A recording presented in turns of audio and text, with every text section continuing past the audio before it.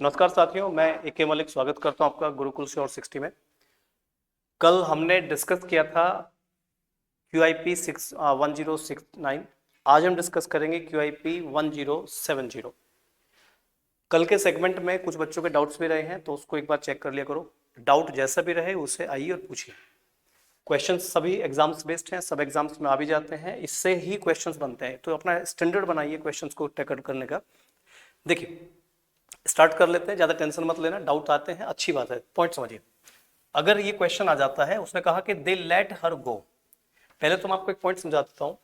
अगर सेंटेंस में कहीं पर लेट वर्ब लिखा हुआ है तो लेट के बाद में जो भी आप इन्फिनेटिव यूज करेंगे उसमें कभी भी टू नहीं आता है। जैसे आपने कहा लेट मी गो, तो ये ध्यान रखना, लेट मी टू गो नहीं होता है। सिंपल क्या होता है, लेट मी गो।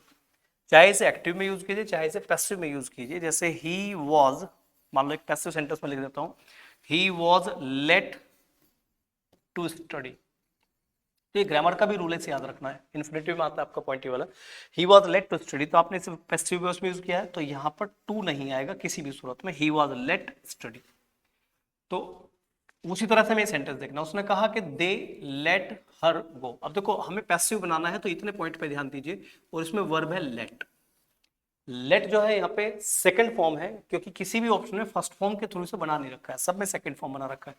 तो लेट का पैसिव क्या बनेगा, जब लेट देखो सेकंड फॉर्म हुआ। अगर लेट सेकंड फॉर्म हो तो बी की सेकंड फॉर्म आएगी। बी की सेकंड फॉर्म क्या है, या तो वॉज या वर, और इसके बाद आप लिखेंगे लेट, तो वॉज लेट या फिर वर लेट। क्लियर। तो देखो, यहां भी वॉज लेट लिखा है, यहां भी वॉज लेट लिखा है, इसमें नहीं लिखा तो ये तो ऑप्शन गलत है। यहां लिखा वर लेट। अब सब्जेक्ट देखो, सब्जेक्ट कौन है, शी। तो ध्यान रखना पड़ेगा आपको, शी सिंगुलर सब्जेक्ट है। तो जब सिंगुलर सब्जेक्ट है तो नेचुरल सी बात है, ये ध्यान से देखो, ये तो नहीं हो सकता ना। तो अनाड़ी पढ़ने में काम मत करना कि कुछ बच्चे इसको भी कराते, थोड़ा ध्यान दिया करो। शी के साथ क्या लिखा है, वर, आता ही नहीं, क्या बनेगा, ये ऑप्शन भी गलत है। बचा कौन सा, इन दोनों में चेक करो।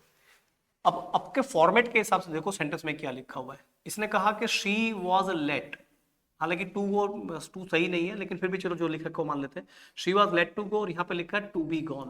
देखो, गो एक इंट्रांजिटिव वर्ब है, और इंट्रांजिटिव वर्ब का कभी भी पैसिव नहीं बनता है। ये पूछ लीजिएगा मुझसे, इंट्रांजिटिव वर्ब क्या होते हैं, अगर आपको डाउट है तो। कुछ बच्चों को मालूम होगा, पूछना है तो एक बार मिल लेना मुझसे, बता दूंगा इंट्रांजिटिव वर्ब कैसे पहचानेंगे हम लोग। ठीक है, तो यहाँ पे पॉइंट आएगा ए ऑप्शन। तो सेकंड ऑप्शन भी यहाँ पे रॉन्ग है। तो शी वाज लेट गो, वैसे गो होना चाहिए था, पर टू गो लिखा है, जो लिखा है सच्ची मान लेते हैं। She was let go for higher studies, या go to London for higher studies, जो लिखा है। ठीक है, ऑप्शन जाएगा आपका ए। चलिए नेक्स्ट आते हैं।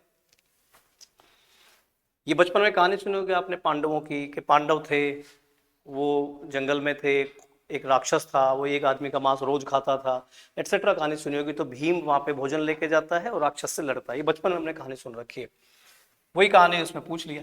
तो देखो, भीमा रीच्ड द राक्षस देन। भीम कहाँ जाता है, राक्षस की डेन पे जाता है, राक्षस की गुफा पे जाता है। अब यहाँ पे या तो हम भीम को एक्सप्लेन करेंगे या फिर राक्षस को एक्सप्लेन करेंगे, इसी में से कुछ ना कुछ होगा। अब पी ऑप्शन में लिखा ही वाज ए मॉन्स्टर, किसकी बात कर रहे हैं, राक्षस की। वो एक मॉन्स्टर था with red hair and a red beard, लाल बाल और लाल दाढ़ी थी, राक्षस था बड़ा खतरनाक सा। अब अगर हम पी से मान लेते, राक्षस को एक्सप्लेन कर दिया, फिर क्यू में लिखा he climb down from the cart, तो पी के बाद अब देखो किसकी बात कर रहे हैं, भीम पहुंचा राक्षस की गुफा पे। राक्षस कौन था, एक मॉन्स्टर था, और वो लाल बाल थे उसके, लाल उसकी दाढ़ी थी। फिर वो उतरता है, कौन उतरता है, भीमा। अब नेक्स्ट लाइन में हमने भीमा को एक्सप्लेन कर दिया, he climbed down from the cart, cart से उतरता है, और जैसे ही उतरा at once he sat down to eat the food, और उतरते ही उसने खाना शुरू कर दिया। किसने, भीम ने। मतलब भोजन लेके गया राक्षस का और खुद खाना शुरू कर दिया। राक्षस ने देखा और तुरंत उस पर चिल्लाया। तो देखो ऑप्शन जो जाएगा, सभी स्टूडेंट ने ठीक किया जाता है, ये वाला PQRS, यही ऑप्शन करेक्ट है, क्योंकि वही सीक्वेंस बनती आ रही है, कहानी बननी चाहिए। इंट्रोडक्शन से कहानी शुरू करो और एक एक पॉइंट को जोड़ते चले जाओ। PQRS, यही ऑप्शन इसका करेक्ट है। आगे देखिए नेक्स्ट। नेक्स्ट है, ये पूछ रहा है कि हम्बल का अल्टरनेटिव आपको बताना है। मीनिंग नहीं, क्या पूछ रहा है, out of the 4 alternatives choose the opposite word, ये अपोजिट वर्ड पूछ रहा है। अब देखो हम्बल का मीनिंग क्या होता है, हम्बल होता है, ध्यान से देखना, ये बड़ा विनम्र होता है। जैसे आपने कहा ना, मेरी आपसे हम्बल रिक्वेस्ट है, ठीक है ना, या हम्बल रिक्वेस्ट आपने सुना होगा, बहुत सिंपल वर्ड। हम्बल मतलब विनम्र, हृदय से रिलेटेड। अब इसका अपोजिट पूछ रहा है, तो रिच, रिच का तो कोई लैंग्वेज बैठेगा नहीं, ये तो अमीर होता है, भरा हुआ होता है किसी से। स्ट्रांग भी नहीं बैठेगा, पावरफुल नहीं बैठेगा। तो वर्ड क्या जाएगा? हाउटी। हाउटी का मतलब क्या होता है? एक होता है विनम्र, एक होता है अड़ियल। एक जिद्दी टाइप का आदमी होता है उसे बोलते हैं हाउटी, जो सुनता नहीं है, अड़ियल टाइप का आदमी। चलिए नेक्स्ट आइए। क्लियर है बच्चों? ये आएगा सी ऑप्शन। ठीक है, नेक्स्ट। इनकरेक्टली स्पेल्ड वर्ड पूछेगा। अब देखो ये सबसे ज्यादा कंफ्यूज होते हैं बच्चे इसमें कि सर स्पेलिंग नहीं पता मैं। तो स्पेलिंग का एक बड़ा सिंपल सा तरीका है। जो भी स्पेलिंग आप याद करते हैं, जो भी वोकैब आप याद करते हैं, आपके पास में कॉपीज होती है, नोटबुक्स होती है, तो वर्ड को लिख लिया करो याद करते टाइम। आप जब उसे याद करें तो उस वर्ड को लिखोगे, लिखोगे तो आपको हैबिट बन जाएगी। सिर्फ देखोगे तो स्पेलिंग ठीक नहीं होगी, वर्ड को लिखते लिखते स्पेलिंग ठीक होती है। तो ये वर्ड है एंटीसिपेट। ये वर्ड बिल्कुल सही है। इसका मतलब होता है अनुमान लगाना। एंटीसिपेशन मतलब कल्पनाओं से अनुमान लगा के बात करते हैं, वो एंटीसिपेट होता है। ये वर्ड है एंटीपैथी। एंटीपैथी में क्या होता है कि एक होता है सिंपैथी। ये एक आचरण होता है जब हम किसी के लिए एक अच्छा अनुकूलित आचरण करते हैं, यानी कि अपनी तरफ से भावनात्मक तौर पर से जुड़ते हैं। उस आदमी को हम भावुकता के प्रति काम करते हैं, संवेदनाओं के प्रति, वो सिंपैथी होता है। कोई मर गया, मुझे दुख हुआ, तो वो सिंपैथी है। एंटीपैथी अगेंस्ट हो जाता है, उल्टा हो जाता है कि एक आदमी मर गया और आप वहां पे ठाके लगा रहे हैं, आप हंस रहे हैं, ये एंटीपैथी है। एंटीपैथी क्या होता है? उल्टा हो जाता है ये। एंटीसेप्टिक, ये भी वर्ड होता है जो सेप्टिक के खिलाफ काम करे। सेप्टिक होता है जैसे कीड़ा या रोगाणु होते हैं, जैसे हाथ में जख्म हुआ और वो जख्म में गलन स्टार्ट हो गई, तो उस गलन के खिलाफ, सेप्टिक के खिलाफ काम करने वाला क्या होता है? एंटीसेप्टिक। सेप्टिक सुना होगा आप लोगों ने कि दांत में सेप्टिक हो गया, उंगली कट गई, वहां सेप्टिक हो गया। तो सेप्टिक जख्म पक जाता है तो उसके खिलाफ काम करता है एंटीसेप्टिक। स्पेलिंग ये भी ठीक है, लेकिन ये स्पेलिंग गलत है। एंटोनिम, इसमें एन नहीं आता, ये एंटोनिम होता है। एंटोनिम मतलब अपोजिट। सिंपल है, देख लिया होगा आप सबने, बड़ा आसान वर्ड था ये तो। नेक्स्ट आइए। ये कह रहा है कि select the most appropriate option to the substitute of underlined segment. ये जो अंडरलाइन किया हुआ है माई बुक फॉर योर्स, इसको हमें सब्सटीटाइज करना है, सब्सटीट्यूट ढूंढना हमें इसका कि कौन सा इन चार ऑप्शंस में से होगा। देखो उसने कहा आई एक्सचेंज। हमेशा एक चीज ध्यान रखना, जब भी हम किसी चीज को बदलते हैं, रिप्लेस करते हैं, या हम क्या करते हैं? एक्सचेंज करते हैं। हम बदलें या क्या करें? एक्सचेंज करें। जैसे मान लो मैंने x कहीं पे लिखा है और मैंने कहा कि इस x को, जहां भी x लिखा है, मैं इसको z से प्लेस कर दूं, रिप्लेस कर दूं। तो जहां जहां x है मैं क्या लिखूंगा? वहां वहां पे z लिखूंगा। ठीक है ना? एक्सचेंज में भी यही होता है। आपने एक शर्ट है, आपकी एक शर्ट ले ली, शर्ट बदल दी, बदलने के बाद क्या होगा? उसे एक्सचेंज करोगे, दूसरी टी शर्ट से एक्सचेंज कर दोगे। तो जब एक वस्तु को किसी दूसरी वस्तु से क्या करते हैं? एक्सचेंज करते हैं, तो हमेशा इन दोनों ही वर्ड्स के साथ प्रीपोजिशन विद चलता है, ये ध्यान रख लेना। Exchange with, replace with.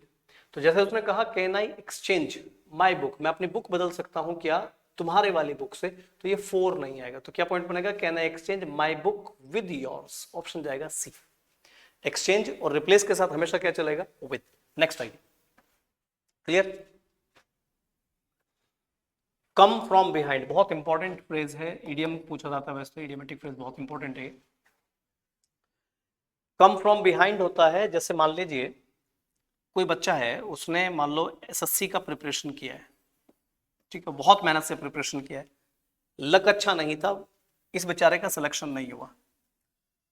दो तरह के स्टूडेंट होंगे, या तो फिर घर बैठ जाओ कि भैया मेरा सिलेक्शन नहीं हुआ, मैं तो कुछ कर नहीं सकता, मेरे उसकी कुछ नहीं है। या दूसरा स्टूडेंट क्या होगा? फिर से शुरू करेगा और फिर और मेहनत से शुरू करेगा। जितनी मेहनत से करने के बाद ये फेल हुआ है, अब इसे पता है कि उतनी मेहनत से तो नहीं होगा, अब ये अपनी मेहनत बढ़ाएगा, जहां जहां कमियां रही उनको समझेगा और वहां फिर दोबारा से सारी चीजों को शुरू करेगा।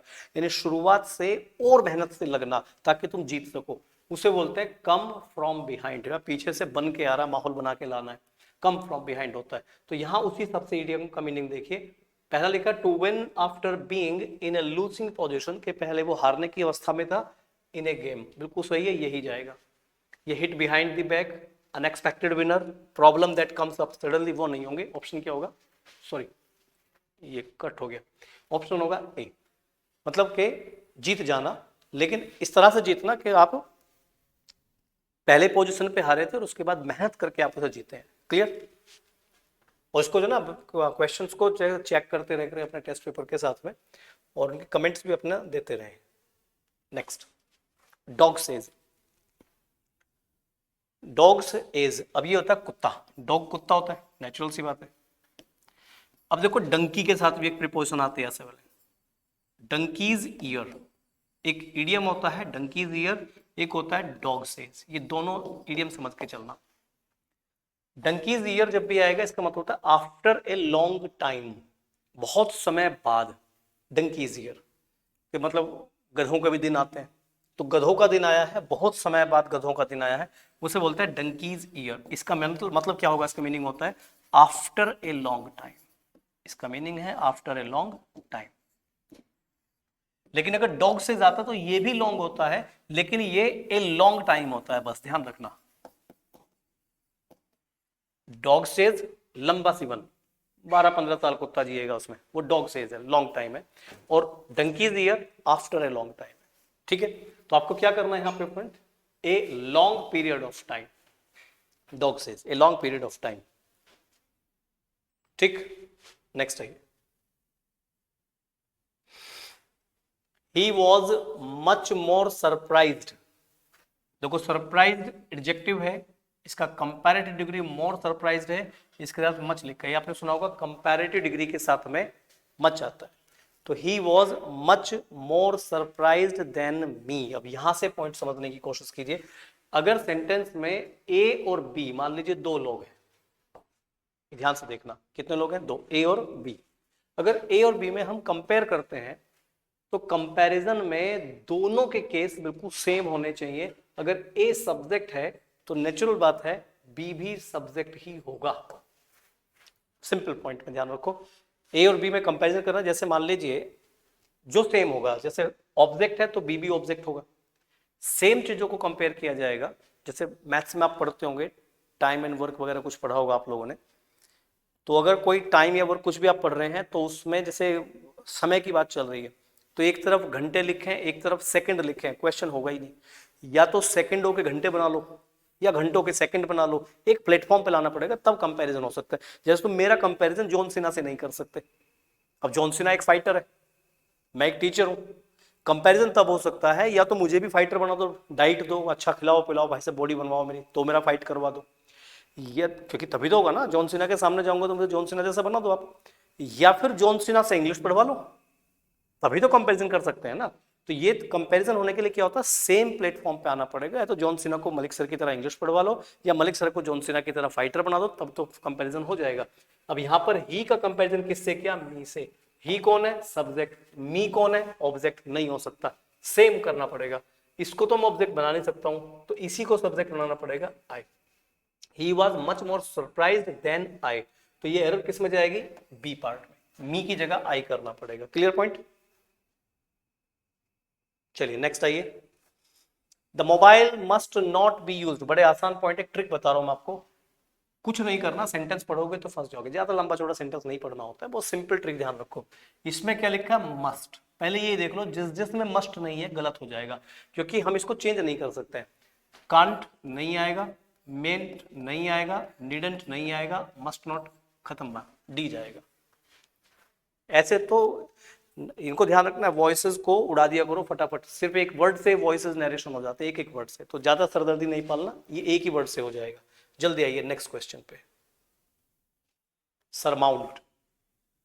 सरमाउंट, माउंट का मतलब ऊंचा, ध्यान रखना, माउंट मीन्स ऊंचा, तो इसे रिलेट कर लेना सर से भी ऊंचा। आप इसे याद कर सकते हो, वो चीज जो तुम्हारे सर से भी ऊपर पहुंच गई है, सिर से ऊपर पहुंच जाना, बढ़ावा मिल जाना।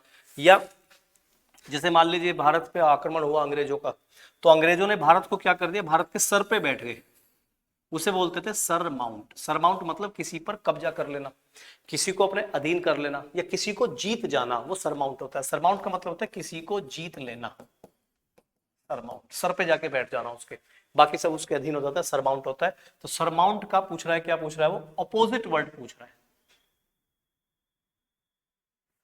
अपोजिट नहीं हो सकता, नहीं यार ये अपोजिट नहीं है, डायरेक्शन गलत डाल दिया इसमें, अपोजिट नहीं होगा, इसका सिनोनिम होगा। वर्ड इसका सुटेबल वर्ड होगा, सुटेबल वर्ड चेक करो उसमें, यहाँ वर्ड जाएगा overcome. Find out the alternative, choose the word synonym, synonym ढूंढ लेना इसमें, जो इसका सुटेबल वर्ड होगा वो जाएगा ओवरकम, सरमाउंट का जाएगा ओवरकम। नेक्स्ट आइए, आई do not give any cognizance. Cognizance, cognizance ध्यान रखना, एक वर्ड ध्यान रखो, कॉग।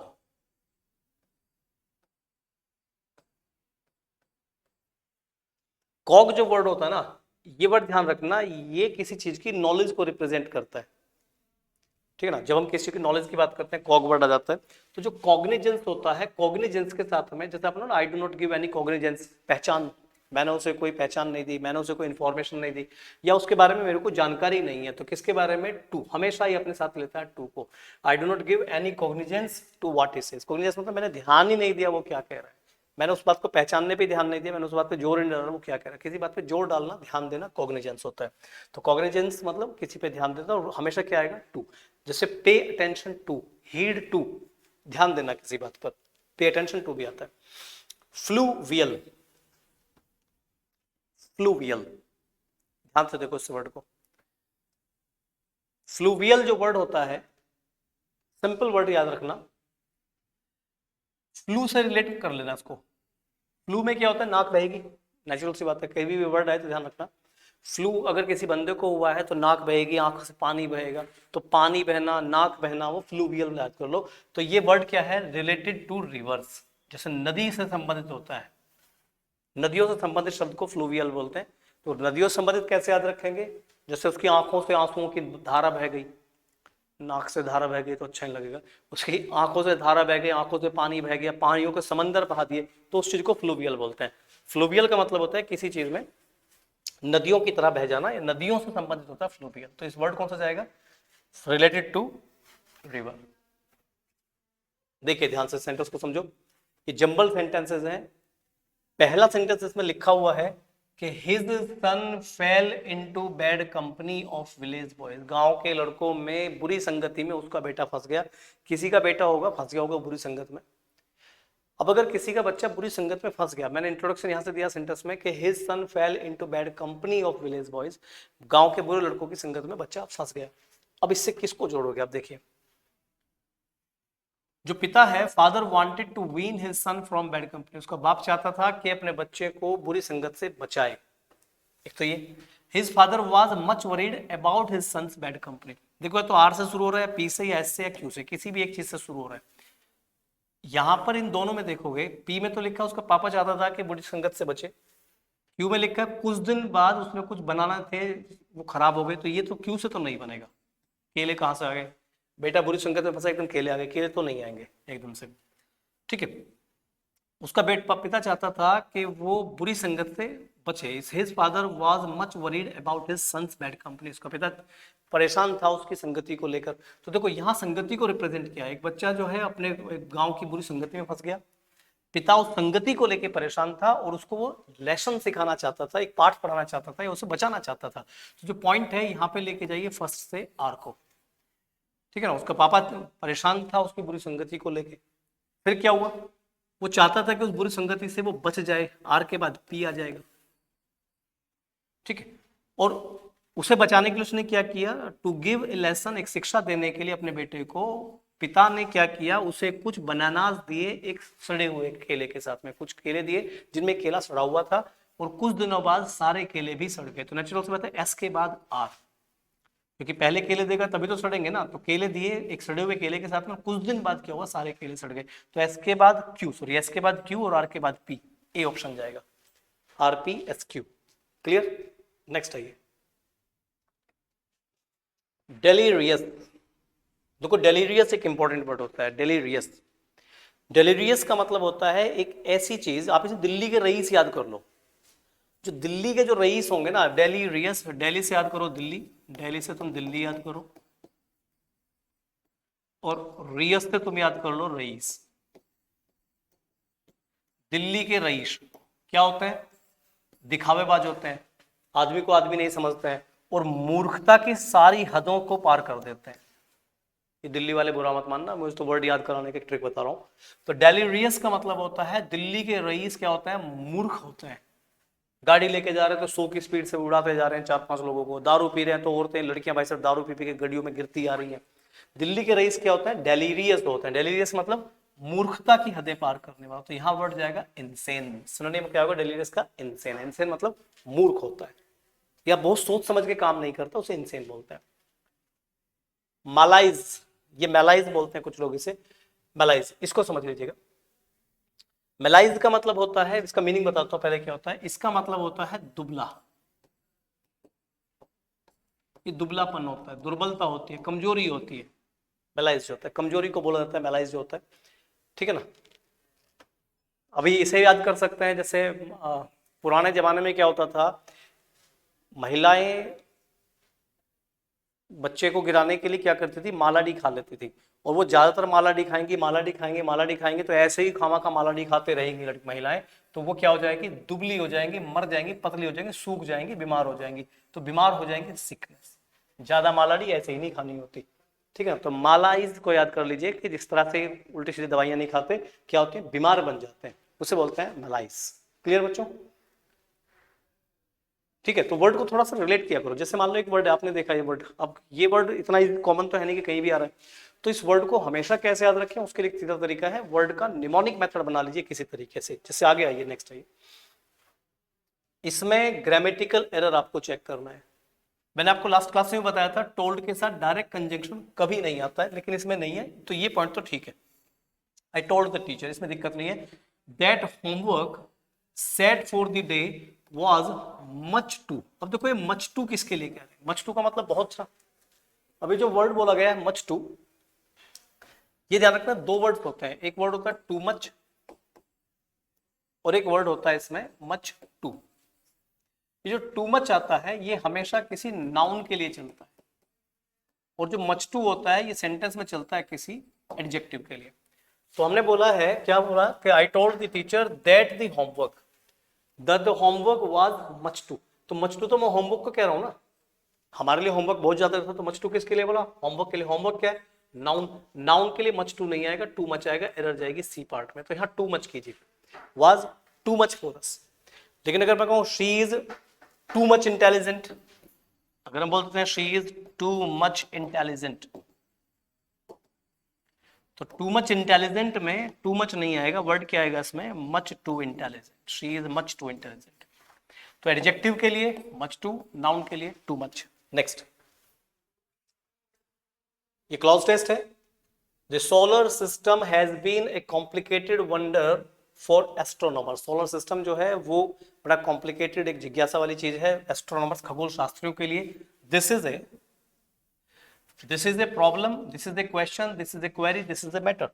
तो this is a to which we may never have the exact answer. Answer किसका मिलेगा, क्वेश्चन का। तो यहां अप्रोप्रिएट वर्ड जाएगा क्वेश्चन, क्योंकि वो कह रहा है कि सोलर सिस्टम जो रहा है लोगों के लिए, वो क्या रहा है, बड़ा जिज्ञासु भरा रहा है। और ये है क्या है, to which we may have never the we may never have the exact answer, जिसका हमें कभी भी एग्जैक्ट आंसर नहीं मिला। आंसर किसका मिलता है, क्वेश्चन का। तो यहां वर्ड क्या जाएगा, क्वेश्चन। नेक्स्ट,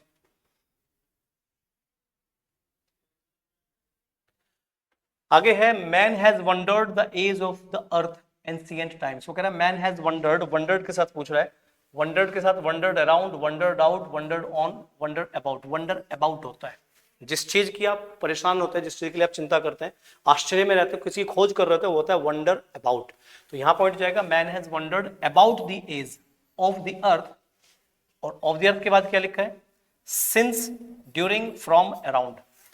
देखो इसने कहा है कि man has wondered about the age of the earth, के पृथ्वी की एज के बारे में, कब से, since the ancient times, since ancient times, प्राचीन काल से।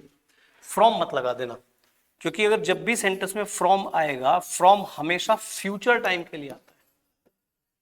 जैसे अगर मैं कहूं कल से, और वो कल टुमारो है,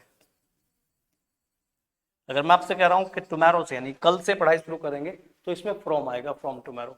लेकिन अगर मैं कहता हूं कल से हम लोग पढ़ रहे हैं, यस्टरडे, कल से पढ़ रहे हैं, तो फिर उसमें सिंस आएगा।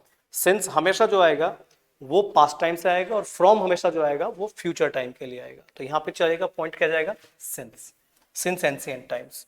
नेक्स्ट क्या था, और there were all kinds of that seemed to have the, और वहां पे बहुत सारी चीजें, हर टाइप की चीजें हैं, ऑफ क्या, of ideas, of opinions, of matters, of stories. देखिए बात किसकी चल रही है? सोलर सिस्टम की, एस्ट्रोनॉमर्स की। कहानियां मिलती जाती हैं, चीजें मिलती जाती हैं, क्वेश्चन ऐसे उनके आंसर नहीं मिल पाते हैं कई बार हमें।